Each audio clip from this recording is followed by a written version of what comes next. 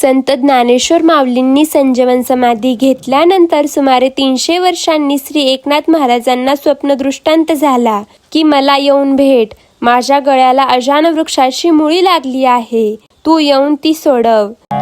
मी अजान वृक्षाखाली समाधी घेतली खरी, पण त्या वृक्षाच्या मुळ्या आता माझ्या कंठाशी येऊन पोचल्यात. त्या येऊन तू दूर कर.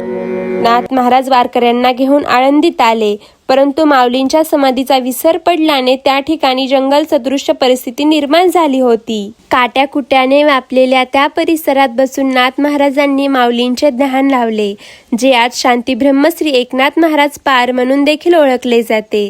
तेव्हा ज्ञानेश्वर माऊलींनी नाथ महाराजांना दृष्टांत देऊन समाधीच्या आत येण्याचा निर्देश केला. त्याप्रमाणे नाथ महाराज सिद्धेश्वराच्या नंदीच्या विवरातून आत गेले.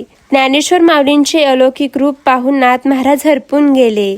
श्री एकनाथ महाराज स्वतः त्या क्षणाचे वर्णन असे करतात की श्री ज्ञानदेव येऊन या स्वप्नात सांगितल्या मात मज लागी, दिव्य तेजपुंज मदनाचा पुतळा परब्रह्म केवळ बोलत असे. अजान वृक्षाची मुळी कंठासी लागली, येऊन या आळंदी स्थळी काढ वेगी. ऐसी स्वप्न होता आलो अलंकापुरी, तव नंदी माझारी देखील या द्वार.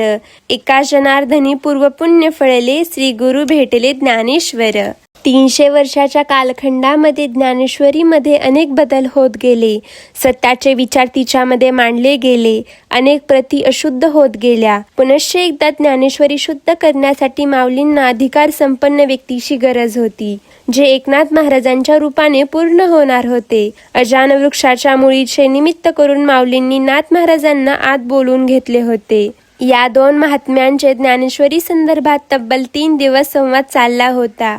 पुढे वारकऱ्यांना घेऊन नाथ महाराजांनी समाधीस्थानाचा पूर्ण परिसर स्वच्छ केला. आज आपण जो माऊलींच्या समाधीचा मूळ चौथरा बघतो, तो स्वतः एकनाथ महाराजांनी बांधला आहे. आपल्या शिष्यांना त्यांनी या ठिकाणी पूजेसाठी बसवले. पुढे हेच परंपरागत पुजारी म्हणून रूढ झाले. त्यानंतर नाथांनी माऊलींच्या आज्ञेनुसार पुढील 1 वर्षाच्या आत श्री क्षेत्र पैठण येथे शुद्ध ज्ञानेश्वरी प्रत तयार केली.